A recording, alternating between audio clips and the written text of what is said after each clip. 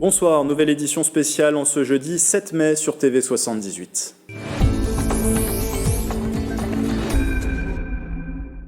J-3 avant le début du déconfinement en France et le Premier ministre Édouard Philippe a présenté tout à l'heure le plan du gouvernement pour cette nouvelle phase qui s'ouvre avec des spécificités par territoire.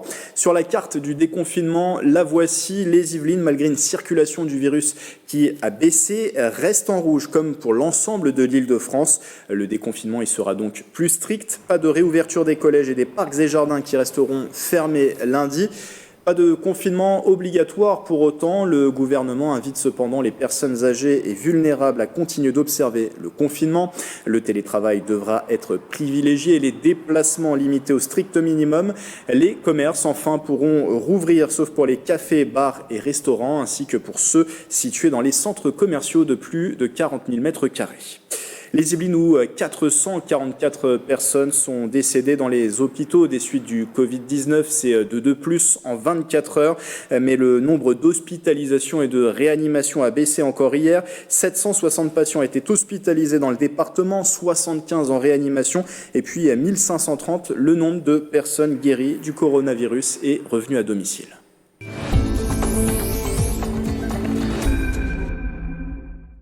À partir de lundi, le déconfinement qui va donc de pair avec la réouverture des écoles primaires et maternelles. Dans un premier temps, une rentrée souple qui se veut progressive et sur la base du volontariat, a rappelé Emmanuel Macron lors de sa visite à Poissy mardi. Le président de la République qui, pour la réussite de ce retour en classe, s'appuie sur les maires des communes qui ont pris chacun leur décision. Coup d'œil au calendrier de cette réouverture des écoles dans les villes de Saint-Quentin en Yvelines. À partir du 12 mai, les élèves de Guyancourt, Magny-les-Hameaux, Trappes et Voisins-le-Bretonneux reprendront progressivement le chemin des bancs scolaires. Pour Élancourt, La Verrière, Les Clés-sous-Bois et Plaisir, ce sera dès le jeudi 14 mai. Et à Coignères et Montigny-le-Bretonneux, on a choisi la semaine suivante, celle du 18 mai. Pour cette rentrée, chaque commune a ses dispositions spécifiques et progressives. Et n'hésitez pas à consulter les sites internet ou à vous rapprocher des services de la vie scolaire. À Plaisir, par exemple, où la rentrée, je vous le disais, s'effectuera à partir du 12 mai. Pour appliquer le protocole, la municipalité a procédé à une désinfection de toutes ces écoles. Des distributeurs de gel hydroalcoolique seront également dans toutes les salles, du savon et des essuie-mains disponibles en grande quantité. Marquage au sol également pour faire respecter la distanciation et des jeux condamnés dans les cours de récréation. Les repas se feront à la cantine, directement servis à table. Et seuls les enfants défavorisés dont les parents exercent des activités dites prioritaires pourront faire cette rentrée dans un premier temps. Des décisions prises au bout de 35 réunions de travail. À Plaisir, on écoute la maire Joséphine Coleman-Berger. On a tout fait depuis 15 jours pour que tout soit prêt pour le 11, c'est-à-dire le jour de la rentrée des enseignants où ils viennent pour faire leur formation sanitaire et l'installation des classes. Comme ça, les enseignants auront le lundi, le mardi, voire le mercredi si c'était nécessaire avant d'accueillir les enfants.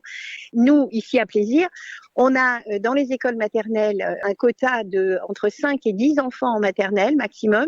Et en élémentaire, entre 10 et 15 enfants maximum, en tenant compte que, bien sûr, on priorise l'acceptation des enfants dont on a eu la liste par le gouvernement. À partir de là, il y a des écoles qui vont pouvoir, en plus des enfants qui sont prioritaires, accueillir d'autres enfants de parents qui ne le sont pas. Et dans certaines écoles, le plein sera fait avec les enfants prioritaires.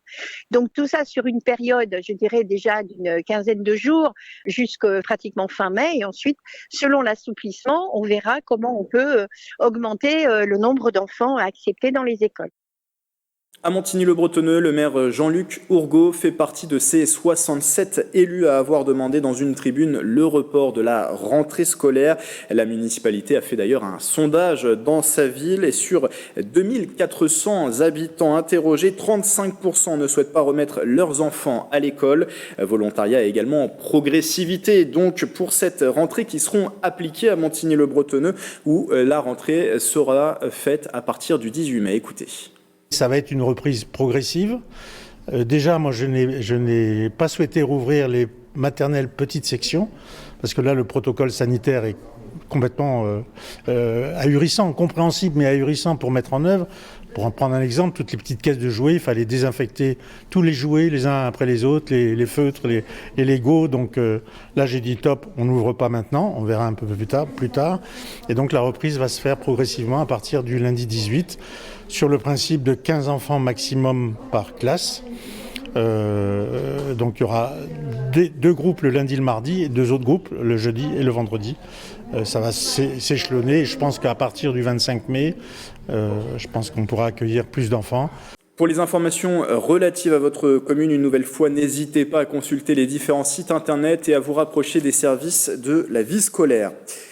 Les maires qui s'organisent également pour la distribution de protection auprès de leurs habitants, toujours à Montigny-le-Bretonneux notamment, où une distribution a eu lieu ce jeudi matin à l'hôtel de ville. La commune a commandé 35 000 masques qu'elle remet aujourd'hui et demain dans les 9 quartiers de la ville.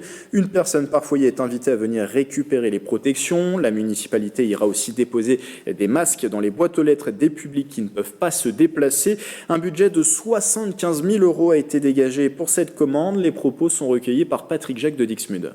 Ce sont des masques qui sont utilisables 15 fois, lavables, qui filtrent à 90 au lieu de 70, qui est la norme, AFNOR. Nous, on a pris des masques à 90 pour 3 microns.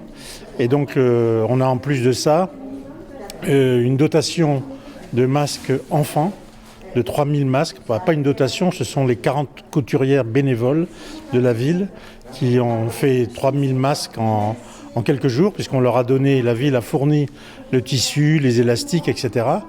Et donc les couturières ont produit 3000 masques entre samedi dernier et hier soir. Une distribution de masques, cette fois-ci pour les micro-entrepreneurs, petites et moyennes entreprises, était organisée également cette semaine à la Chambre des métiers et de l'artisanat. C'est à Versailles, du matériel distribué par la région Île-de-France avec les partenaires du tissu économique yvelinois. Le reportage de Nicolas Dandry. Il y a d'abord les entreprises pour lesquelles le déconfinement ne va rien changer. C'est le cas de cet artisan de Fontenay-le-Fleury, dirigeant d'une boulangerie avec 8 salariés. Il a continué son activité avec une nouvelle organisation adaptée à la situation. Aujourd'hui, il vient chercher des masques pour renforcer un stock déjà constitué. On avait déjà des masques, on a les gants, on a le gel, on a tout ce qu'il faut, on avait déjà tout mis en place, les barrières, les plexis, voilà, et puis les règles de distanciation. Donc déjà tout équipé pour pouvoir continuer, tout simplement. Puis il y a les autres sociétés contraintes de fermer au début du confinement, exemple avec ce dirigeant d'un institut de beauté d'Elancourt, dans l'obligation de repenser son activité et d'adopter une charte de fonctionnement pour le déconfinement. Le fait d'avoir une distanciation avec des clients en institut de beauté, c'est très compliqué. Ça n'existe pas puisqu'on touche forcément la personne. Donc là, je suis en train d'inventer quelque chose qui n'existe pas. À l'intérieur du hammam, on va limiter le nombre de vasques 1 sur 2 pour avoir en gros 2 mètres carrés par personne. S'équiper en matériel sanitaire, réorganiser son activité, la préparation au déconfinement, un parcours du combattant pour les entreprises. Je trouve qu'il y a un bon sens dans l'organisation des entreprises et des commerces et des TPE. Ça tourne plutôt bien. On privilégie les salariés qui peuvent être sur place, qui n'ont pas d'enfants. Ensuite, on essaye d'organiser la garde des enfants. Mais si vous voulez, les gens n'attendent pas tout de l'information, d'État. Ils savent aussi se prendre en main, s'organiser. Leur principale préoccupation aujourd'hui, c'est de pouvoir mettre leurs salariés, pour la plupart, en sécurité. Ils sont assez inquiets, notamment sur la responsabilité civile et pénale du chef d'entreprise. Au total, ce sont près de 80 000 masques qui ont été distribués aux TPE et PME des Yvelines. Ce sont aussi des distributions alimentaires pour les populations dans le besoin qui sont opérées. Aujourd'hui, le Secours populaire des Yvelines a remis des colis alimentaires à 81 étudiants confinés dans les 7 résidences universitaires des Yvelines. Une opération en partenariat avec le Crous de Versailles. Ce matin, la vingtaine de bénévoles s'est retrouvée sur le site de l'UVSQ à Guyancourt pour le départ de ces colis. Des colis qui sont préparés depuis le début de la semaine. Patrick Jacques de Dixmude pour l'interview collectée. Les étudiants sont sur 7 sites différents sur le département, Buc, Versailles, Elancourt, Guyancourt et Viroflay notamment. Et ils ont été identifiés par le biais du Crous, en fait, le service hébergement du Crous qui est en lien avec les étudiants confinés. Et les étudiants, actuellement les étudiants confinés. Et du coup, par ce biais-là, ils ont détecté les étudiants qui avaient le plus besoin en fait, de notre aide en temps de confinement. Et par la suite, on souhaite pouvoir pérenniser le lien avec le Crous en période de non-confinement et de non-coronavirus pour poursuivre la solidarité auprès des étudiants précaires notamment. Solidarité aussi auprès de l'agriculture, secteur très mobilisé mais aussi fortement impacté par la crise sanitaire. Rien que pour les horticulteurs, les pertes sont estimées en Île-de-France à 12 millions d'euros. Dans ce contexte, la région a justement pris des mesures d'urgence, notamment un soutien d'1 million d'euros pour développer les circuits courts, favoriser la mise en place de drives fermiers par exemple. Les projets pourront être subventionnés à hauteur de 70%. Principale annonce, la création d'un programme alimentaire régional dont une convention a été signée hier mercredi avec la Chambre d'agriculture francilienne. La collectivité va racheter les productions des exploitants pour les redistribuer aux franciliens les plus démunis. Écoutez la présidente de la région Île-de-France, Valérie Pécresse. Nous avons décidé, avec le président de la Chambre d'agriculture de la région Île-de-France, Christophe Hilleret, de mettre sur pied un programme alimentaire régional pour venir en aide des plus démunis. Sur la base des besoins qui vont être exprimés par les associations, par la banque alimentaire, la région financera l'achat de produits agricoles et alimentaires auprès des agriculteurs franciliens qui prendront à leur charge l'organisation du sourcing. Voilà. Je me réjouis de ce partenariat exemplaire entre notre collectivité et le monde agricole, qui est fidèle aux valeurs qui sont les siennes, responsable pendant la crise et solidaire dans ses effets dramatiques. Parmi les autres mesures, une enveloppe d'1,5 million d'euros débloquée pour les horticulteurs et les pépiniéristes. Des arbres et des plantes seront aussi commandés par la région pour fleurir les lycées, le nouveau siège de la collectivité à Saint-Ouen. Valérie Pécresse qui était auditionnée hier par les sénateurs, celle qui est également présidente d'Île-de-France Mobilité, a répondu aux questions de la commission de l'aménagement du territoire et du développement durable sur la thématique des transports. L'occasion de préciser le dispositif à partir du 11 mai. La région a signé un accord avec l'État et les syndicats pour prolonger le télétravail et étaler les horaires des salariés. L'élu a précisé également qu'une attestation employeur sera exigée dans les transports aux heures de pointe et que l'entrée des gares sera filtrée. Un retour à 100% du trafic n'interviendra pas avant la fin mai. Concernant les transports, plus spécifiquement à Saint-Quentin en Yvelines, pour ce qui est des lignes encore en service, la ligne N et le RER C fonctionneront à 50% et pour la ligne U, les horaires seront adaptés. Sur les conditions de voyage, il sera obligatoire de porter un masque et un siège sur 2 sera neutralisé. Et si vous empruntez le réseau des bus, sachez que 100% des lignes devraient circuler à l'exception de celles dédiées au transport scolaire qui se feront au cas par cas. Et là aussi, masque obligatoire et siège condamné. Il faudra également monter par l'arrière des véhicules et la vente de tickets sera interdite à bord. Comment se prépare justement la région Île-de-France au début du déconfinement et surtout comment fait-elle pour agir auprès des entreprises? Nous avons posé la question à Alexandra Dublanche. L'entretien est mené par Wilfried Richy. Le déconfinement annoncé pour le 11 mai, comment se prépare l'Île-de-France à la relance de son activité? Alexandra Dublanche, élue yvelinoise à Sartrouville, élue à la région, vice-présidente en charge de l'économie et de l'attractivité, est avec nous. Bonjour. Bonjour. Avant de rentrer dans le détail des mesures d'accompagnement aux entreprises qui ont été mises en place, peut-être un sentiment plus global. Avez-vous des inquiétudes sur la reprise du 11 mai? On sent bien que le déconfinement ne sera encore que très partiel. Alors nous, notre enjeu à la région Île-de-France, c'est évidemment le goulot d'étranglement que représentent les transports. On essaie de mettre en place avec Valérie Pécresse toutes les conditions pour que cela se passe du mieux possible. Cela commence, nous avons demandé dès le départ le port obligatoire du masque, ça veut dire évidemment équiper les usagers. On a déjà distribué 1,6 million de masques ces 2 dernières semaines dans plus de 220 gares d'Île-de-France. On a également demandé à l'État 5000 personnes de forces de sécurité en renfort pour nous aider à réguler l'entrée des gares. Par ailleurs, nous avons signé hier avec les organisations patronales, syndicales, les organisations de transport, la région et l'État, une charte pour encourager les entreprises à maintenir le télétravail pour ceux qui le peuvent, à également aussi utiliser le lissage des heures de pointe, c'est-à-dire au lieu d'arriver à 9h, j'arrive entre 6h30 et 7h30 et je repars entre 15h30 et 16h30 par exemple, avec une attestation signée par l'employeur. Et donc voilà, et puis on va mettre des distributeurs de masques, de gel dans les gares. Donc c'est ce qu'on essaye de mettre en place pour lundi. L'activité effectivement économique est liée au transport. Donc voilà pour les mesures qui ont été prises. Jusqu'aujourd'hui, la région a lancé plusieurs aides pour les entreprises dans le cadre de son plan d'urgence. Si on peut déjà évoquer peut-être le prêt rebond, par exemple, c'est avec BPI France, un prêt à taux zéro. Tout à fait. Ce prêt a été lancé mardi. C'est un prêt donc effectivement à taux zéro entre 10 000 et 300 000 euros pour les entreprises jusqu'à 250 salariés. Il y a un différé de remboursement de 2 ans et ensuite on a 7 ans pour rembourser ce prêt. Avec BPI, on va mettre environ 150 millions d'euros sur ce dispositif.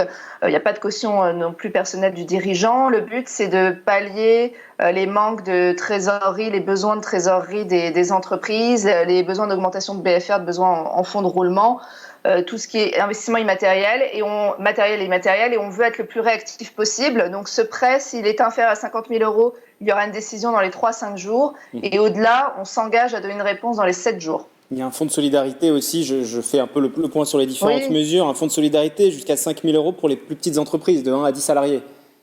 Exactement, ce fonds de solidarité, c'est un fonds national dans lequel la région Île-de-France met 156 millions d'euros. C'est pour effectivement moins de 10 salariés, ayant moins d'1 million d'euros de chiffre d'affaires et qui ont connu une baisse de chiffre d'affaires d'au moins 50% par rapport à l'année dernière. Donc il y a eu un volet 1 qui pouvait aller jusqu'à 1 500 euros et il y a un volet 2, il faut en parler puisque la région Île-de-France ne fait pas encore assez appel les entrepreneurs, les commerçants, et or c'est un fonds national.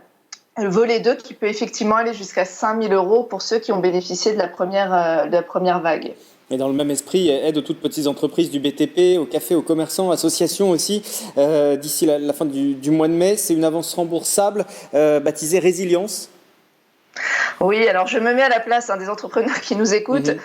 On n'essaie pas de multiplier les dispositifs, on essaye vraiment de répondre aux trous dans la raquette des dispositifs existants. Le prêt rebond, il répond peut-être au manque du PGE, du prêt garanti État. Ce fonds résilience, c'est pour aider les plus petits, effectivement, entre 0 et 20 salariés. On le fait avec tous les territoires d'Île-de-France, c'est-à-dire que chaque territoire, par exemple dans les Yvelines, pourra bonifier ce fonds, mettre un bonus pour pouvoir aider les entreprises du territoire. Donc voilà, et donc c'est vrai, on est en train de monter ce fonds de 100 millions d'euros avec tous les territoires d'Île-de-France, les départements, on l'espère, la métropole du Grand Paris, pour arriver à un fonds pour aider les plus petits, les commerçants, nos artisans, nos TPE, pour les aider à rebondir. C'est la question que j'allais vous poser justement. Il y a une multitude d'offres d'aides qui sont mises en place actuellement. L'idée pour la région, c'est de mailler au mieux, de ne laisser personne de côté et de répondre aussi bien aux besoins des plus grosses structures que des plus petites aussi. Exactement. Nous, vraiment, la cible, c'est surtout les plus petits. Mais bon, vous voyez que le prêt rebond va jusqu'à 250 salariés, donc ça prend bien les PME. Mais vraiment, oui, effectivement, il faut aider tout le monde à passer cette crise. Et nous, on essaye de rattraper ceux qui peuvent échapper peut-être à certains dispositifs actuels nationaux. Et donc, c'est pour ça qu'on crée d'autres dispositifs. Ça peut faire peur un peu comme ça, mais on essaye d'expliquer, de communiquer. D'ailleurs, je vous en remercie pour que nos entrepreneurs, notamment yvelinois, s'en saisissent du mieux possible. Et il y a un numéro de téléphone qui va s'afficher, 01 53 85 53 85. C'est le numéro de téléphone qui a été mis en place par la région pour justement les entrepreneurs, mais pas uniquement, toutes les autres personnes qui pourraient avoir des questions sur ce qui a été mis en place par la région depuis le début de cette crise, début du confinement, notamment depuis le 17 mars. Si on peut faire un point aussi, peut-être plus général, sur l'impact de cette crise sanitaire sur les entreprises franciliennes. Aujourd'hui, pour la plupart des entreprises, cette crise sans précédent, elles pourront s'en remettre ? Écoutez, on fait tout pour et elles le font aussi. Alors, il y a des secteurs qui sont particulièrement impactés. Je pense évidemment au tourisme, à la restauration qui ne va pas reprendre lundi. Donc, c'est aussi pour ces entreprises qu'on met en place ces dispositifs. Sur le tourisme, on réfléchit beaucoup aux vacances de cet été.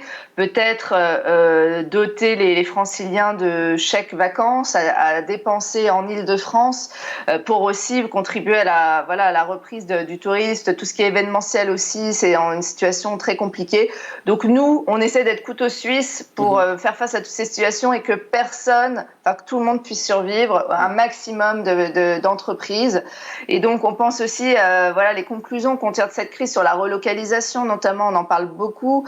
Il y a des maillons manquants de chaîne de production qui ont été très visibles pendant cette crise. Je pense à l'industrie du médicament, par exemple, mais dans tant d'autres filières. Et donc nous, on est déjà en discussion à peu près depuis un mois avec ces filières pour voir comment on réorganise nos productions. Dans les Yvelines, je pense aussi évidemment à l'agriculture, dont j'ai également la charge. On a vu un regain de local, d'envie de local de nos concitoyens, et nous, on veut que ça perdure. On a annoncé d'ailleurs hier des mesures pour l'agriculture, par exemple sur l'aide au financement. Vous savez, on a eu beaucoup de drive fermiers, de la vente à la ferme. Donc nous, on financera région jusqu'à 70% toutes ces structures pour qu'elles perdurent. Les agriculteurs en ont envie, ils veulent se retrouver, ce contact. On essaie de le faire depuis des mois, mais la crise a amplifié le phénomène. Et donc ça, il y a parfois quelques points positifs de cette crise. Et donc, c'est ce qu'on veut essayer de pousser. Néanmoins, il y a une question qui subsiste derrière tout ça. Il y a beaucoup d'aides qui sont mises en place. Ça veut dire derrière nécessairement plus d'impôts. Faut bien financer tout ça. Comment aujourd'hui vous allez répondre à ça ? Vous savez qu'avec la présidente Valérie Pécresse, on a une gestion extrêmement rigoureuse des fonds de la région. Depuis notre arrivée, on a fait 1 milliard d'euros d'économies. Donc, on est toujours très attentif à la façon dont on dépense. On fait ces dépenses. Pour l'instant, tout ce que je vous cite, les 156 millions d'euros du fonds de solidarité, les 150 millions du prêt rebond, c'est pris sur le budget actuel. Il n'y a pas eu, on entend beaucoup parler d'ouverture des vannes au niveau national de l'État. Nous, c'est pas du tout le cas. De toute façon, on a des règles très strictes pour les collectivités. Donc, pour l'instant, on essaie de redéployer des crédits mais il y a un moment, il faudra faire des choix et j'espère quand même que l'État va nous aider à pouvoir être, et c'est le cas pour les communes aussi, je suis à Sartrouville, je suis élue à Sartrouville, nous aider parce que pour l'instant, les communes prennent à leur compte toutes ces dépenses d'achat de masques notamment aussi. Donc, on attend vraiment une aide de l'État là-dessus. Une toute dernière question, puisque vous l'avez rappelé, vous êtes élu aussi dans les Yvelines à Sartrouville. La réouverture des écoles dans votre commune se passera comment ? Écoutez, nous, notre maire a voulu alors il applique strictement le protocole fourni par l'État et ensuite il laisse la possibilité aux parents. Il est très dans une approche plutôt souple de cette reprise de l'école et je pense que c'est la bonne approche. Il ne faut pas forcer les parents, il y a beaucoup d'angoisse. Donc chacun fait comme il le peut, comme il le veut. C'est important quand même de reprendre les écoles pour reprendre l'activité économique. C'est important, mais il faut le faire de façon la plus agile possible, en étant à l'écoute des besoins, aussi des enseignants qui sont très anxieux, des parents, et puis pour le bien-être de nos enfants. Merci beaucoup Alexandra Dublanche, vice-présidente à la région Île-de-France, en charge notamment du développement économique. Merci. Merci. Le tribunal judiciaire de Versailles se prépare également à la fin du confinement. Pendant ces 8 dernières semaines, l'institution a continué de fonctionner dans les Yvelines. Le procureur de la République fait le bilan de cette période et nous explique les dispositions prises pour la suite.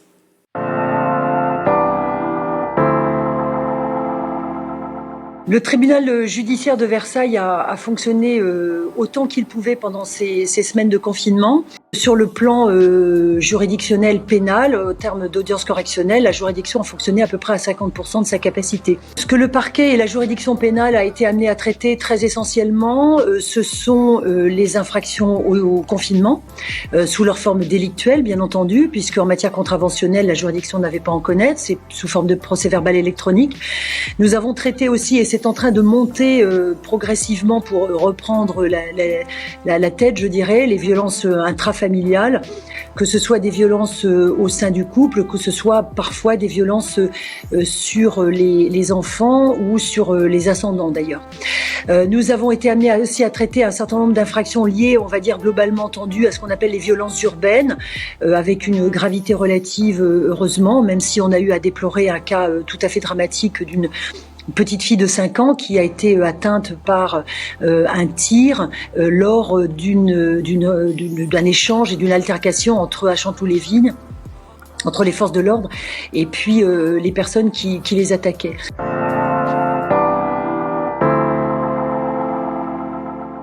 Cette période nous a conduit à pousser à son maximum quelque chose qui, à mon avis, est une qualité intrinsèque du magistrat, peut-être encore plus du parquetier, qui est le sens de l'adaptation, de la décision rapide et de l'adaptation. Une juridiction, c'est une diarchie, donc je suis seule à vous parler, mais j'ai travaillé avec le président de cette juridiction, et lui avec moi, et avec l'ensemble du personnel dirigeant de greffe. Et ça nous enseigne de manière encore plus certaine que la collectivité est bien plus intelligente et bien plus efficace quand elle fonctionne effectivement de cette manière-là. On s'est fait un petit peu malmener les juridictions par des articles de presse qui rapportaient des propos, notamment de membres de certains barreaux, comme quoi la justice, elle était planquée, les magistrats étaient planqués. Heureusement que les greffes étaient là et encore eux aussi se faisaient vilipender, mais en gros, personne ne faisait rien et tout le monde était caché. Ça, c'est inadmissible et ça n'est pas la réalité. La juridiction versaillaise au premier chef, parce que c'est celle que je veux mettre en valeur, elle s'est adaptée et elle n'a pas à rougir de son bilan.